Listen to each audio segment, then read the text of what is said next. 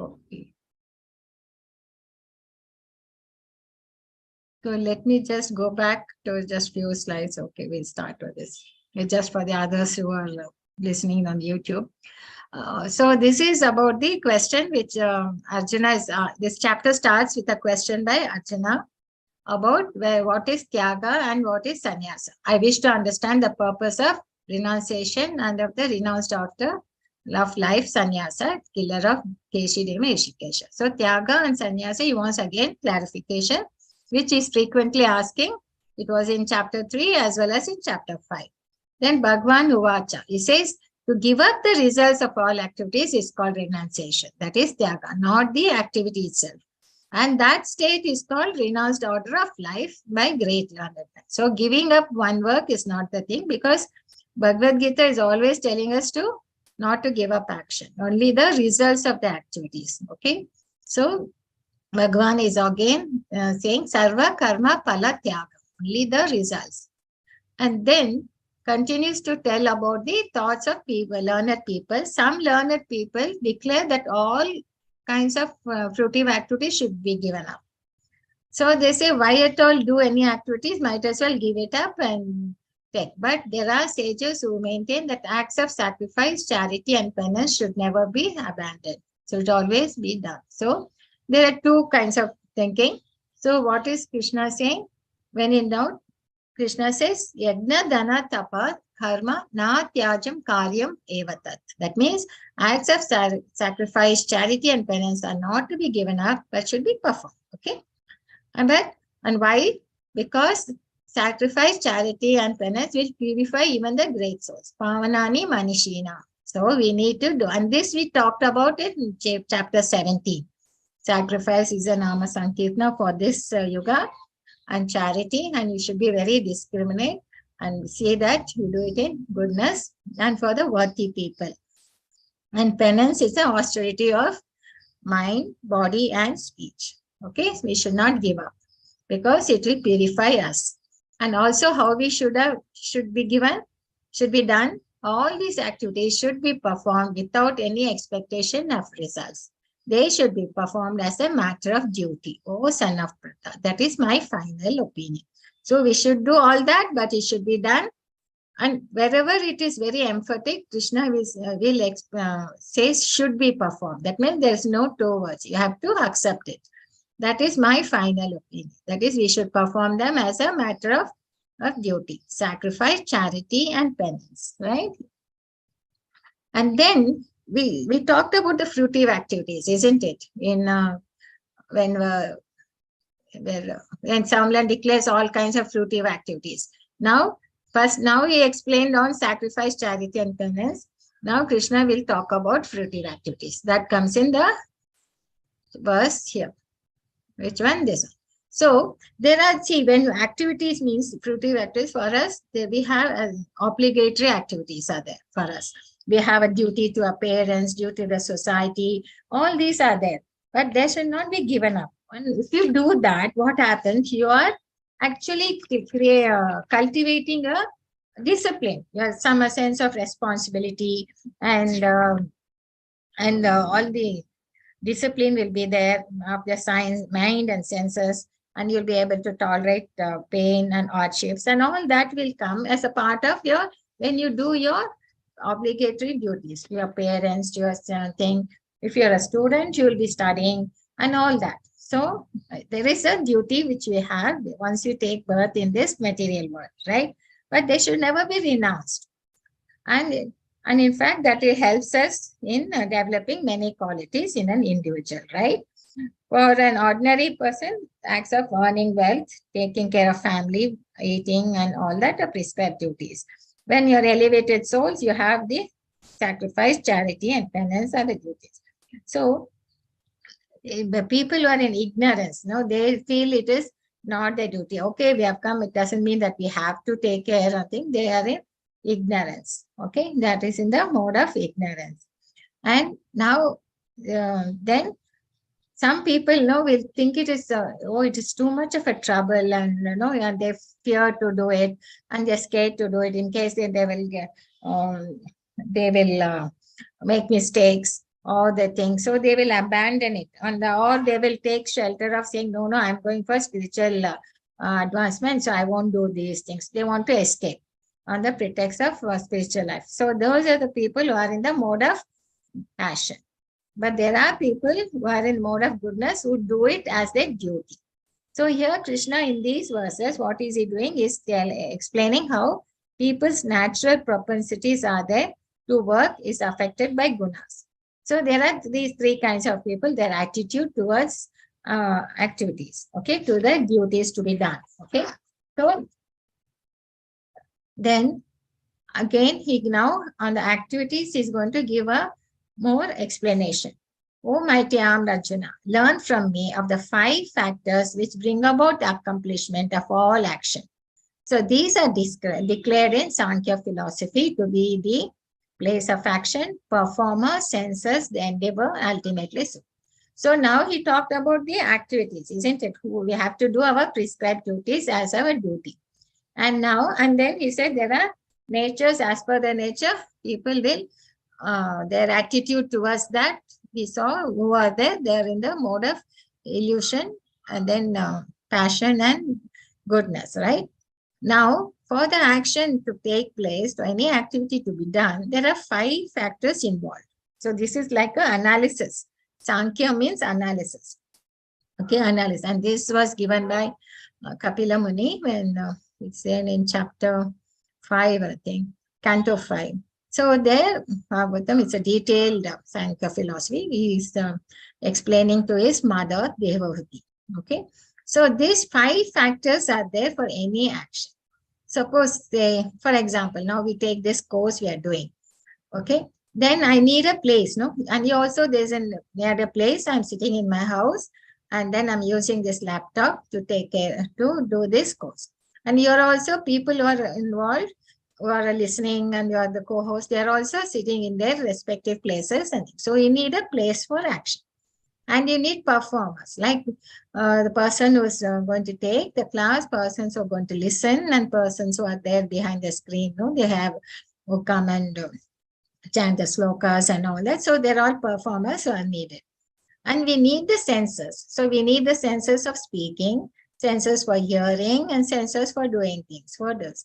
So, and we are an endeavor. So we need, and without, I mean, all the place might be there, the performance are there, senses are there, but we should put an effort, no, to come and listen, to come and talk.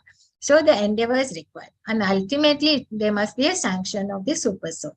So for any activity, any action, these 5 factors are involved. Okay. So this is what Krishna is explaining. I mean, he's giving us a more clarity on this, and you can understand why also. Because it is not just me who's doing it. There are so many players in this, any activity. It's not we alone.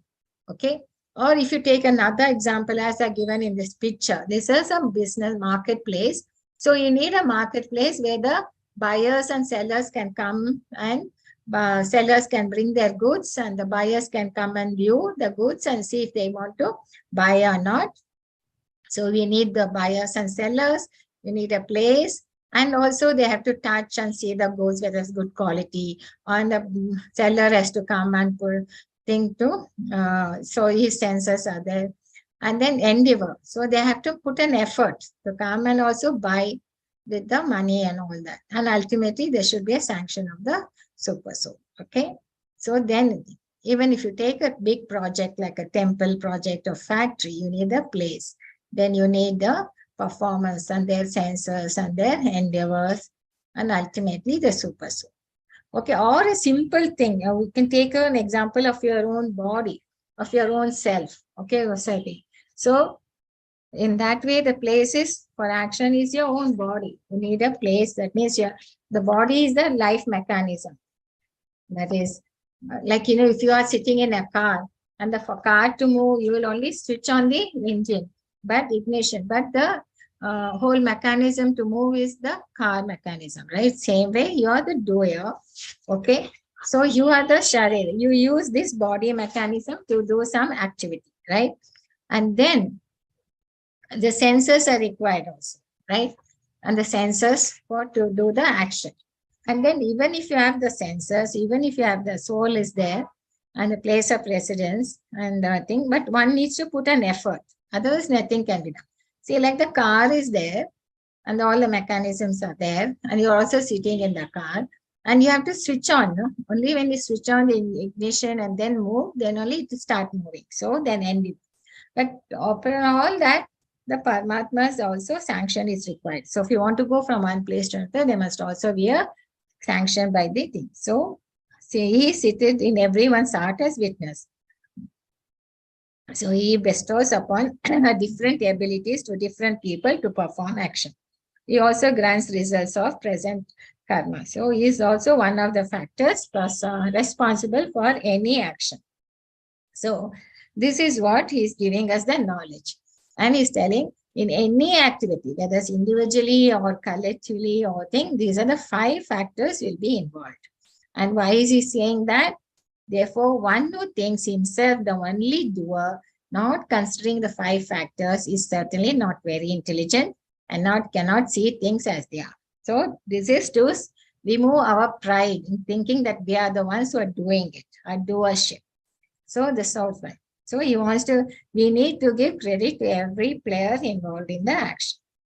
And then he moves, how does it, the more action, there must be some motivating factors, no, for the action. So here Krishna says, so now how he elaborates the action. See the activity, he said the fruitive activities has to be done as your duty. Then he's telling there are 5 players in every action, for any action to take place. And what is the motivating factor? That he elaborates. Knowledge, object of knowledge, and the knower are the 3 factors which motivate action. Suppose you want to play a game, basketball, then the person should have the knowledge, to play the game, and he should require a ball also, the object of knowledge, and also he must be, the knower should be there. Only then he can play, right? So these are the 3 factors which motivate action.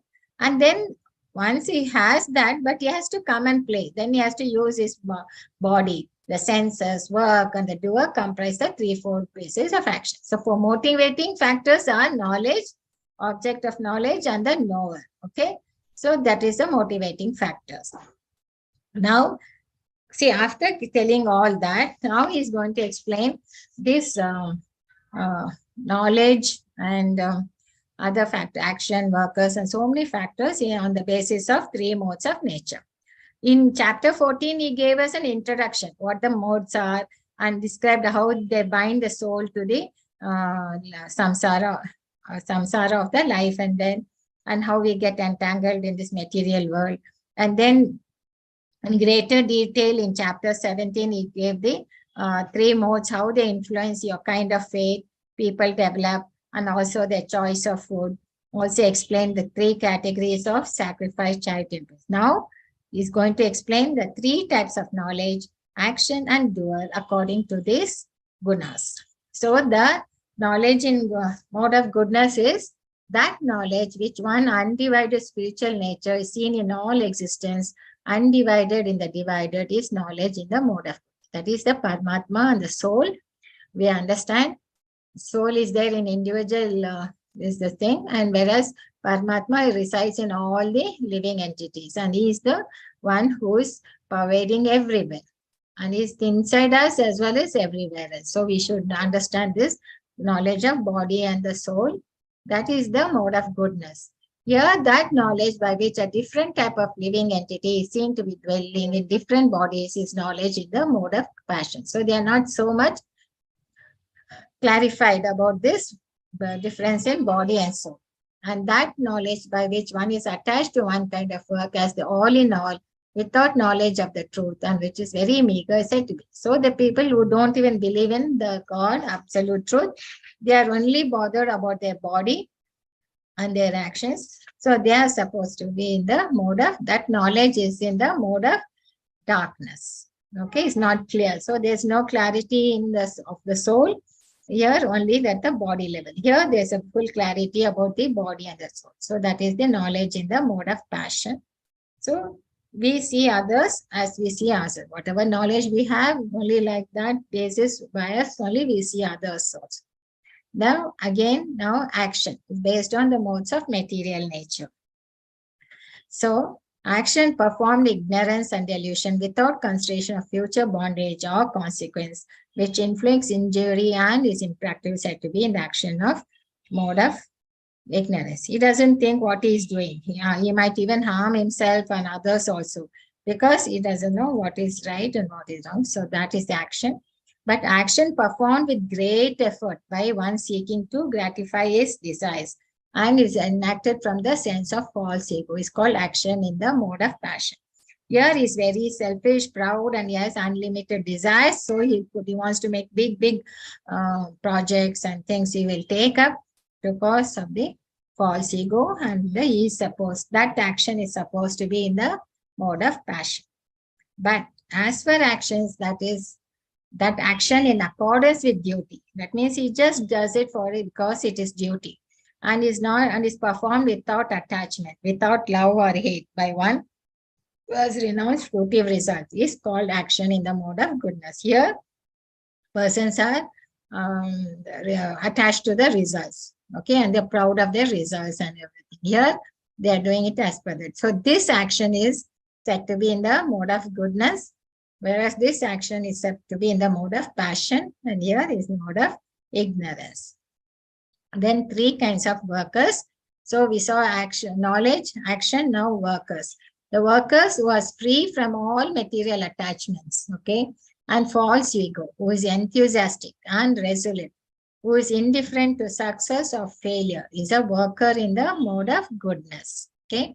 So they are very enthusiastic and resolute, okay, determined. That means they are very clear in their mind what they have to do. So they have no attachment. So such workers are said to be in a mode of goodness. They are in Krishna consciousness. They are all the time of the Lord. But worker who is attached to the fruits of his labor, who passionately wants to enjoy them, who is greedy, envious, impure, moved by happiness and distress, it's a worker in mode of passion. So he's always in anxiety and in grief because he is attached to the fruits of his labor, and he will take big projects and he will want the results. He wants to be wealthy. He wants the power. He wants the fame and everything. And then this worker is always engaged in work against the injunction of the scriptures. He just goes the opposite way the other person in goodness. Obstinate, cheating, and expert in insulting others, lazy, always morose, and procrastinating is the worker in the mode of ignorance. Okay, this is what Krishna says. Like, he will even take up have a casino so that, he can cheat others and make money in the easiest way. Okay, that. Then intelligence. See, intelligence and mind, there's a difference. See, mind will tell you, oh, why don't we buy this chocolate? I like dark chocolate instead of the white chocolate, the Melganda. But the intelligence say, do you have the money to buy that dark chocolate? You might be having enough money only for the white. So that tries to tell you that what to do and think the intelligence. So even intelligence is also based on the modes of material nature. O son of Pritha, that understanding by which one knows what ought to be done, what ought not to be done, what is right and what is not, and what is to be feared and what is not to be feared, and what is binding and what is liberating. That means what is binding us to this material world and what is liberating, which is the path of self-growth. And understanding is established in the mode of goodness. Okay, that is the intelligence which gives you the right understanding. Whereas that understanding which considers irreligion to be religion is just the opposite. It thinks the other way around. And religion to be irreligion, under the spell of illusion and darkness, and strives always in the wrong direction. O Partha, in the mode of goodness. So that kind of intelligence is in the mode of ignorance. And that understanding which cannot distinguish between the religious way of life and irreligious, between action that should be done, action that should not be done, that imperfect understanding is in the mode of passion. So is in between. So we saw knowledge, action, workers, intelligence. Now comes the determination. O son of Pritha, that determination which is unbreakable, which is sustained and its steadfastness by yoga practice, and thus controls the mind, life, and acts of the senses in the mode of goodness. So they are very determined. They are very clear. Like our Prabhupada, he got the order from his spiritual master to go and preach in the West for the English speaking people. So he was determined. That was his goal and mission of life. And he was just working towards that. He was so determined. No one could.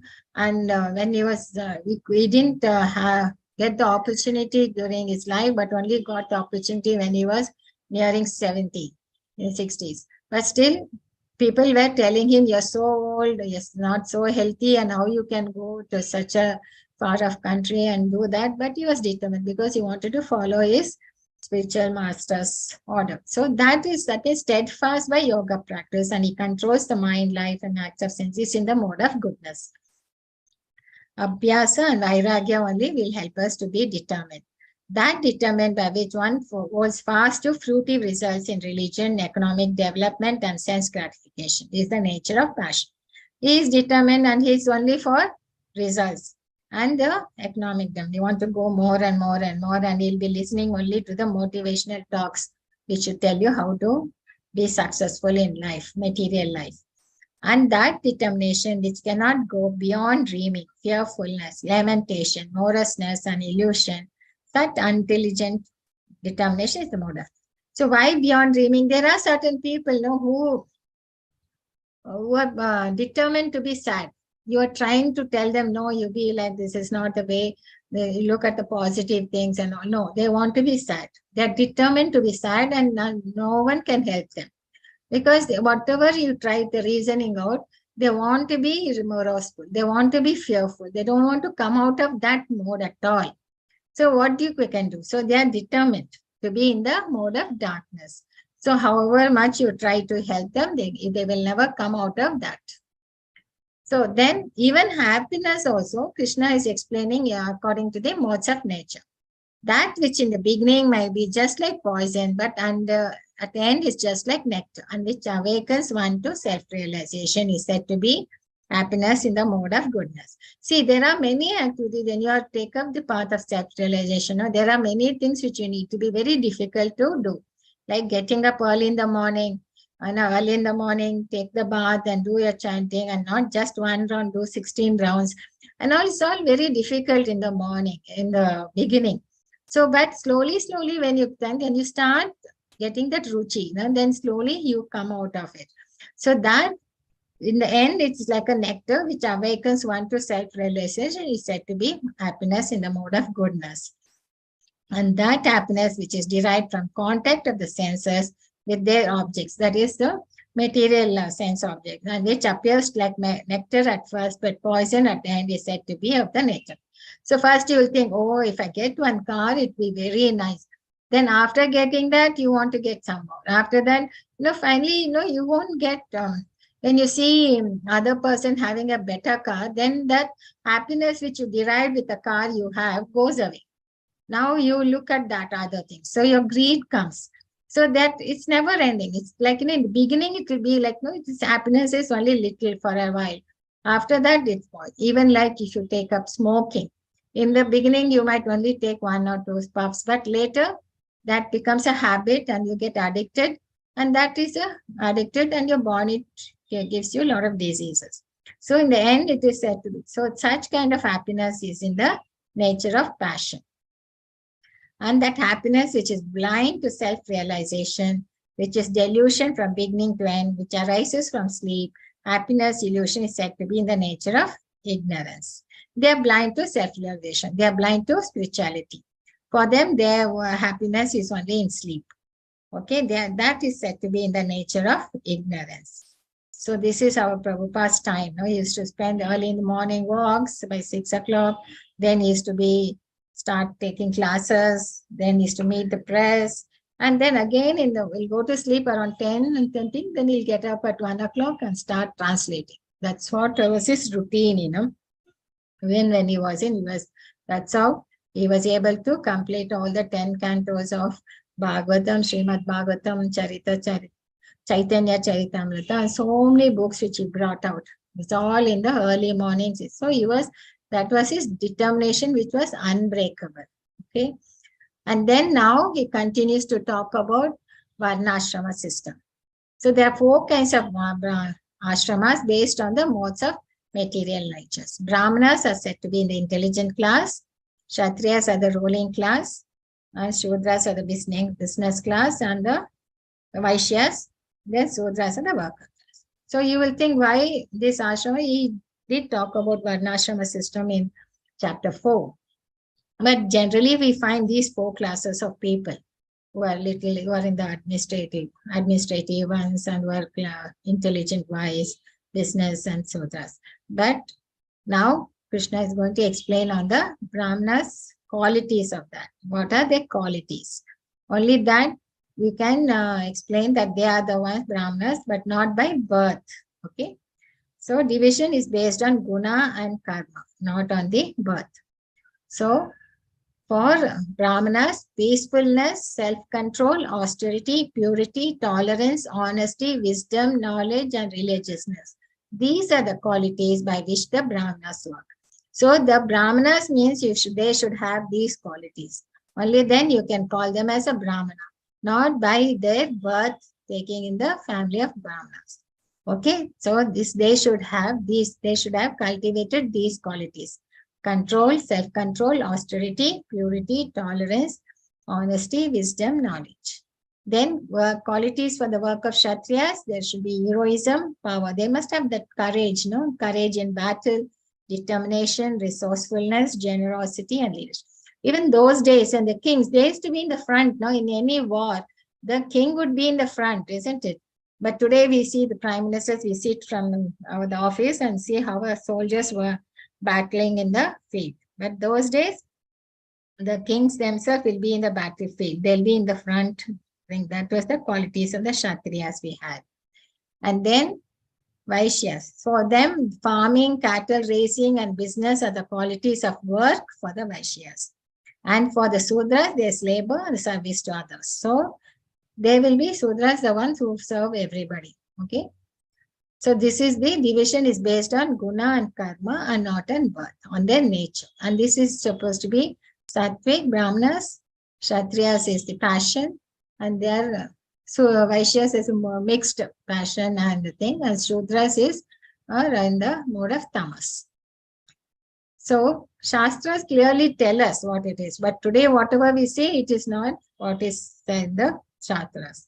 So now continues to say, by worship of the Lord, who is the source of all beings, who is all pervading, man can perform in the performance of his own duty, attain perfection. He says, it doesn't matter which ashrama he is in, whether it's Shudra, Vaishyas, I think.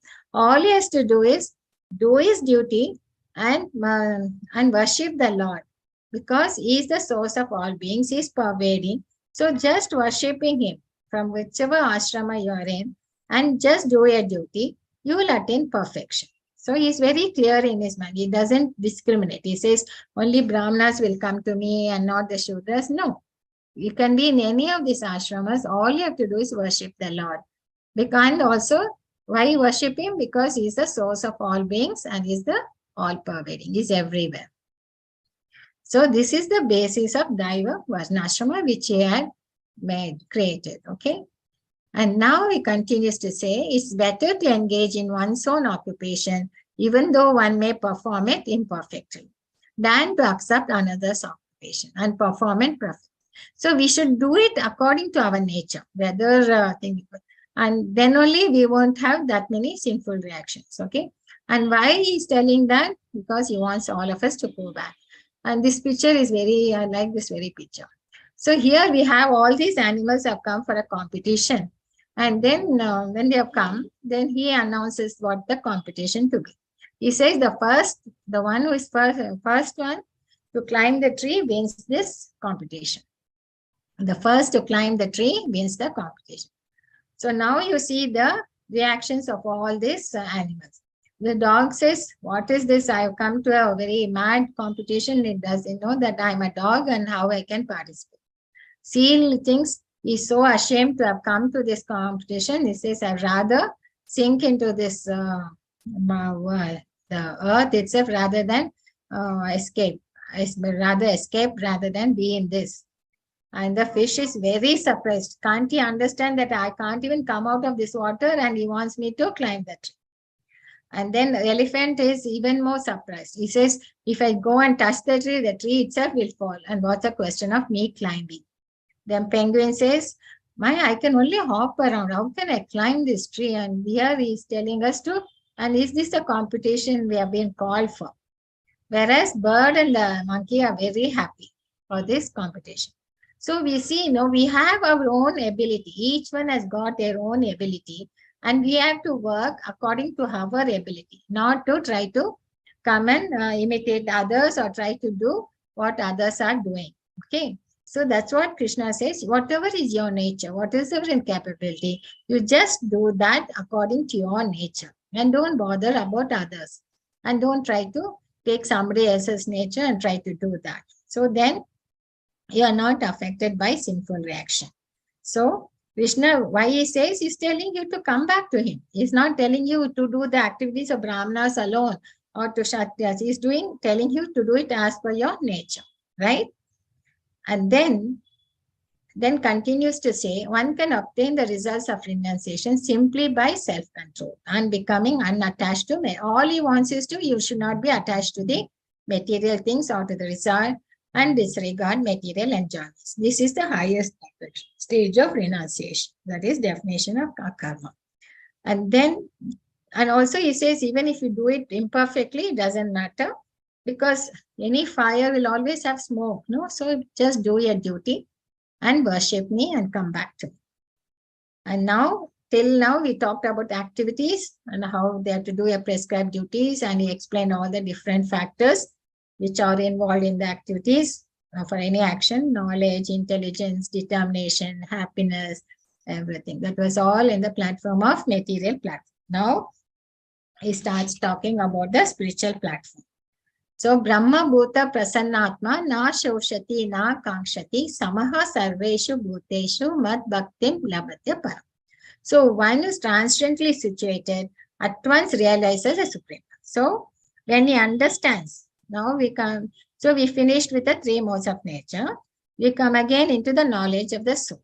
So, once you understand that you are the soul and not the body, that means you are not attached to this body, but you have to use this body for your activities and for your duties, but you are the Brahma. So once you are in that realization, then you will be in the Brahma Bhuta Prasannatma situation. And what it is your very happiness, and you will never lament nor have desires to have anything, equally disposed to every living entity. In that state, he attains pure devotional service. So now again is talking about Bhakti Yoga. So Brahma, when you understand that you are the soul and not the body itself, you will become joyful. All realization will come when you chant the Harinama within this Mahamantra. That's why we request you all to start chanting at least one round. Take shelter of this vibration. There is nothing to lament now, cry, because this net body is nothing but the material world. Then, second knowledge is what is going to tell. One who can understand the Supreme Personality as he is only by devotional service. Only by Bhakti Yoga we can understand the Lord. And one who is fully consciousness of the Supreme Lord, by such devotion, he can enter into the kingdom of God. So, then what is the thing, Prayojana? Once he comes, he will be in the devotion. Then also we have the second knowledge, that is, Lord is sitting in our heart. You belong to him, Paramatma. Personally accompanies us wherever, whether we are an ant or a lion or a thing, he is always there with us. And he loves us so much that he never leaves you in whatever body you are in. So you will be so happy. Spiritual life is being happy. Brahma Bhuta Prasanna. In fact, he is actually inviting you to join him in his world where his devotees are. So this is like a Bhagavad Gita is just like a invitation for us all to go back to his world. Okay. Then he continues. This is the thing.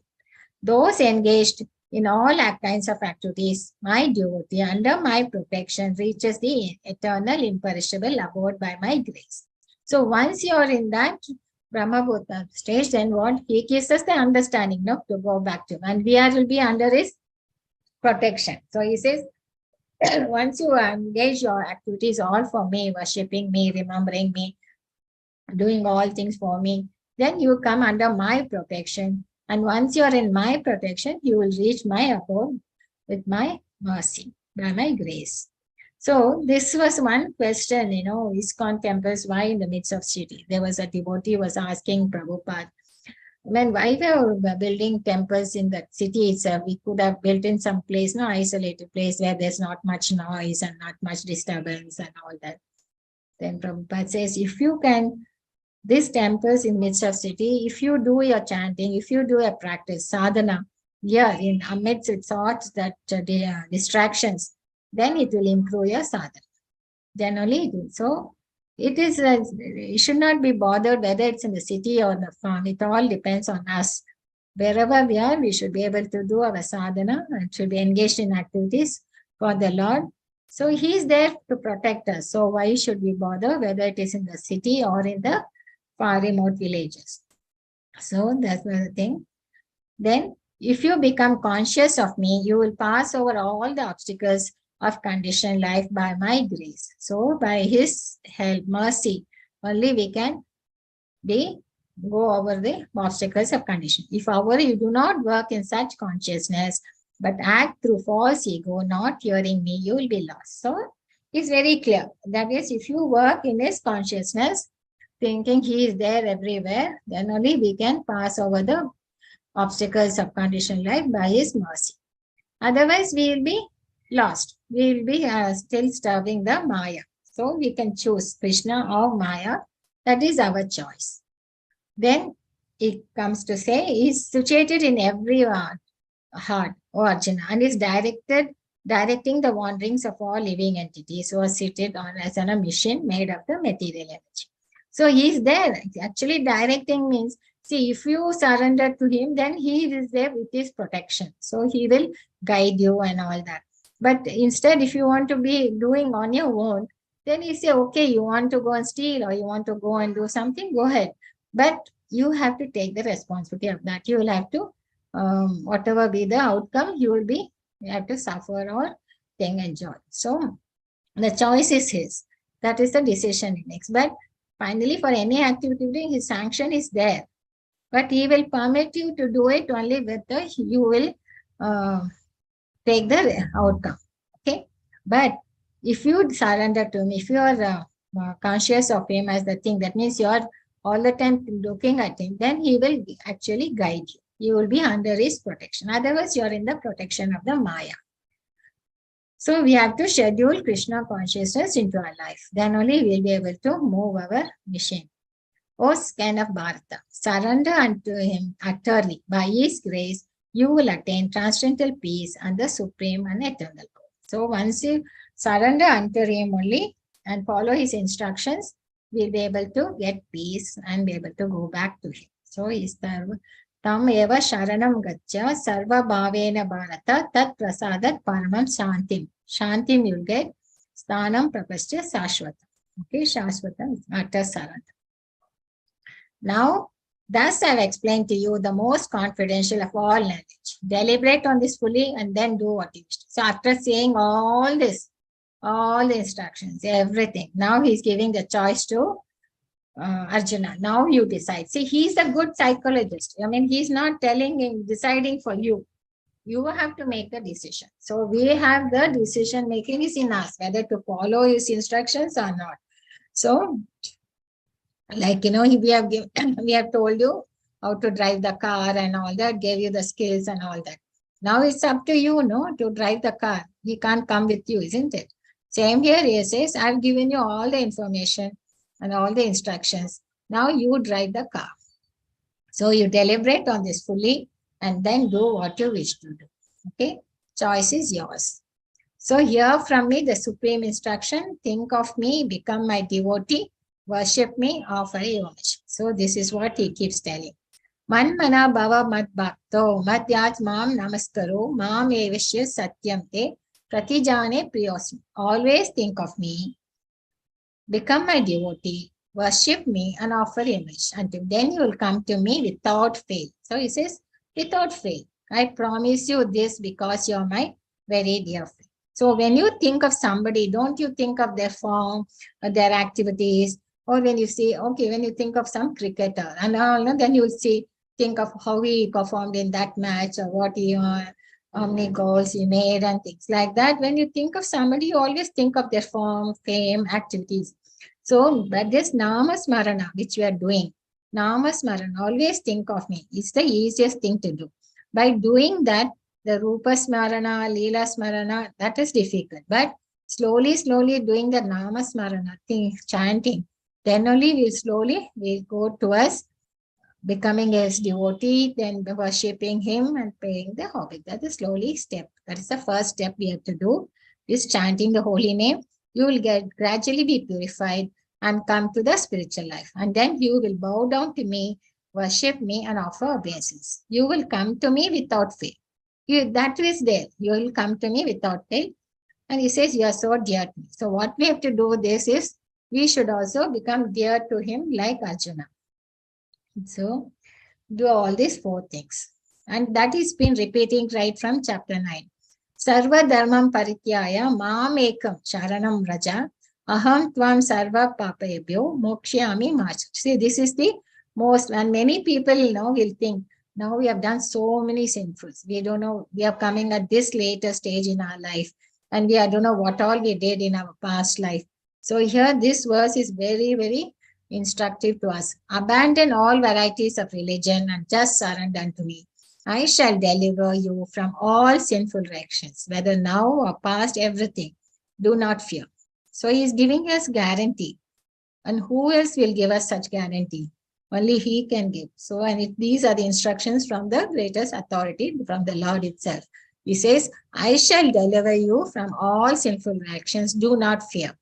Just surrender unto me. That means accept him to be all pervading and everything. He is the cause of all causes, right? So this is very important to understand, that whatever we are there, we are in the situations today, all we need is to surrender to him and do not fear. This confidential knowledge may not be explained to those who are not austere. See, if you cannot take up some penance, you don't want to take up any difficulty, you don't want to have any discipline or devoted.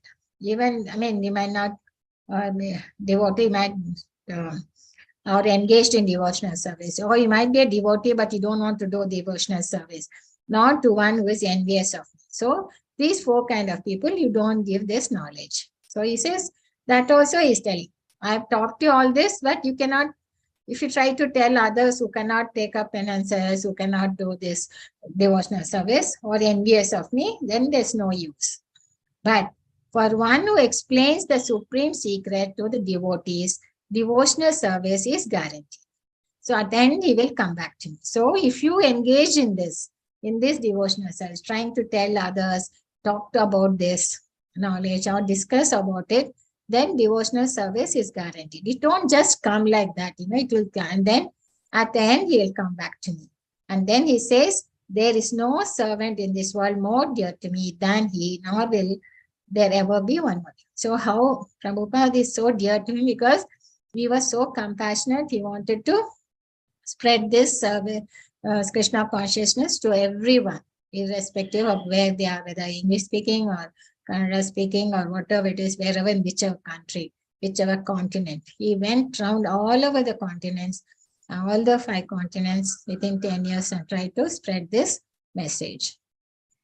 And I declare, now comes, and I declare, and you might ask, what was the use of sitting for 18 days and listening to this Bhagavad Gita? So he says, I declare that who studies this sacred conversation of ours worships me by his intelligence. Okay. And then, and one who listens with faith and without envy becomes free from sinful reactions. This is the prayojana. So if you listen with faith and without envy, you will be free from sinful. That's why we keep saying, no, Shrinu, please listen, and attains to the planets where the pious dwell. So by listening to him with faith and without envy, we become free from sinful reactions. So this is the ultimate objective of this course. Arjuna, now finally Krishna asks him, you have any doubts or anything? I have cleared it. Finally Arjuna says, I'll take. My dear Krishna, O infallible one, my illusion now is gone. Masta moha smriti labdha, tvat prasadan maya chuta. I have regained my memory by your mercy, and I am now firm and free from doubt. Titosmi gata sandeha, that means no sandeha, free from doubt. And I am prepared to act according to your instruction. Karishye vachanam tava. So I will act as per your instructions. So he's not going to say I'll fight for my kingdom or anything. What he's telling, I will do as per your instructions. You want me to fight, I'll fight. If you say don't fight, I won't fight. Whatever instructions you're giving, I'll do it because it's your order, it's your instructions. So it is that thing. So I'm prepared to act according to your instructions. Finally, he's not saying it's a violent act or violence or anything. He's just telling, I'll follow your orders. Whatever the instructions you're giving, I'll just follow because you are the cause of all causes and everyone follows me. So all is, my doubts are cleared, my illusion is gone, I've regained my mind. I'm firm. So now we hear from Sanjaya. Sanjaya now is overwhelmed with this conversation, which he's been listening for the last 40 minutes.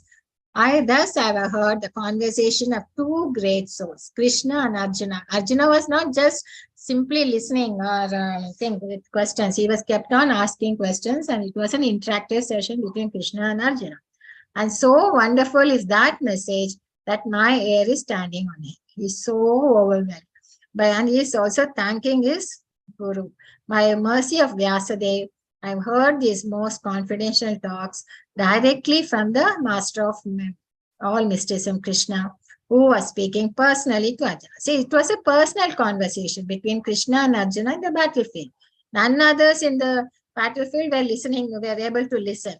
So he was so overwhelmed and he's thanking his Vyasadeva for giving him this opportunity to listen this personal conversation between Krishna and Arjuna. O King, as I repeatedly recall this wondrous and holy dialogue between Krishna and Arjuna, I take pleasure being thrilled at every moment. So when he keep on reflecting on what all that's going on, he was happy. And when I remember the wonderful form of Lord Krishna, I am struck with even greater wonder and I rejoice again and again. And he also was able to see the universal form, the four-handed form, Sham, then the Sham Sundar form of the Lord. So he says that side is still there in my mind and it's wonder, I rejoice. But Dhritarashtra is not. He started this conversation by his sloka, what's happening in the battlefield. But he is more, his heart was filled with envy. So if his heart is filled with envy and thing, where will he understand the Lord? Yeah. So finally he says, Yatra Yogeshwara Krishno, Yatra Partha Danur Daraha, Tatra Shri Vijaye Babhutir Dhruva Nitir Matirma. So wherever there is Krishna, the master of all mystics, Yogeshwara, and wherever there's Arjuna, the supreme archer, Danur Daraha, there will always be, certainly be opulence, Shri, Vijaya, victory, extraordinary power and morality. That is my opinion. So, Yatra Ogeshwara Krishno, Yatra Partho Dhanodhara, Tatra Shri Vijayo Bhuti, Dhruvam Nitir Matir. So, finally, Sanjay is concluding this Bhagavad Gita saying, wherever there's Krishna, the master of mysteries, and wherever there's Arjuna, they always come together, Narayana. They always be together.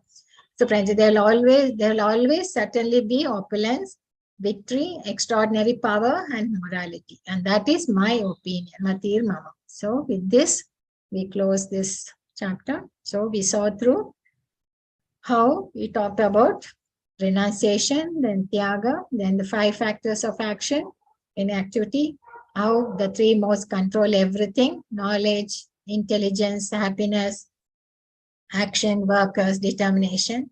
Then purification through Varnashramati, that is, you do your duty, even if it is as per your nature, even if you are doing it imperfectly, it doesn't matter because you are doing your duty as per your nature. Then Brahma platform, then he talked about how when you are in the spiritual platform, they are happy platform. That is a happiness because you know you are the soul and not the body. And you have to go back to him. And Paramatma is there with you all the time, giving you the mercy. And so that is how you can go back to him. And by Namat, he says, Manmana Bhakto, that is always think of me. And how to act in Krishna consciousness, he says, always remember me, worship me, bow down to me, and be in Krishna consciousness. Then you come back. Then he was, by his grace, we can go back to him. Finally, Sanjay is concluding, Etra Yogeshwar Krishna Bhakta. So with this, we conclude. Utter surrender, think, become his devotee, worship him, and pay homage. And we don't have to worry about our past karmas or what we are doing. He will take care of it. We need not fear about it. So let us allow Krishna into our lives. So what is Prabhupada's message was to tell the process is to show Krishna consciousness as it is and not as others want to see. So we are just telling you all what Krishna was instructing to Arjuna and how Arjuna accepted it and things. So, and we saw the Shruti Pala also. By listening with faith and in thing, we will get back to the Lord. So this is what we end with, this quote by Srila Prabhupada. And I again tell you all to enroll for Pre-Bhakti course or Bhakti Sadachar course. And Pre-Bhakti course is about 18 weeks actually. It leads to other levels, 3, 4, 5, and finally you go to Bhakti Shastri degree. It's an organized curriculum with attendance, weekly assignments, submissions. It is for devotees who want to take teaching, preaching services, or get initiation, priestly service in ISKCON. Okay, we will go to higher level. But Bhakti Sadachar is there with the course without assignments and exams. It's for whom, because you have a lot of personal reasons. There might be we cannot submit the assignment in time or write the exam. So you can take the Bhakti Sadachar course. So in Bhakti Sadachar course, they will talk about Vaishnava etiquette, dressing, then Prasada Seva, Vaishnava Aparad, then Prabhupada Leelamrita, from Prabhupada about Dashavata stories and prayers from Srimad Bhagavatam and all that. These are the things. And here you will be going up to the Bhakti Shastri course. Okay. So you can still, this will help you to be in association with us, even if you don't submit the thing. Okay. With this, I close the thing. Vancha kalpatra abhyascha kripa sindhu evacha patitam nam pavne bo vaishnavyo namo namaha. Hare Krishna, Krishna Krishna, Hare Rama, Rama Rama, Hare. Please stand and be happy. You have made a start. Please continue your journey. And also donation for the temple in kind as well as in the time. Okay.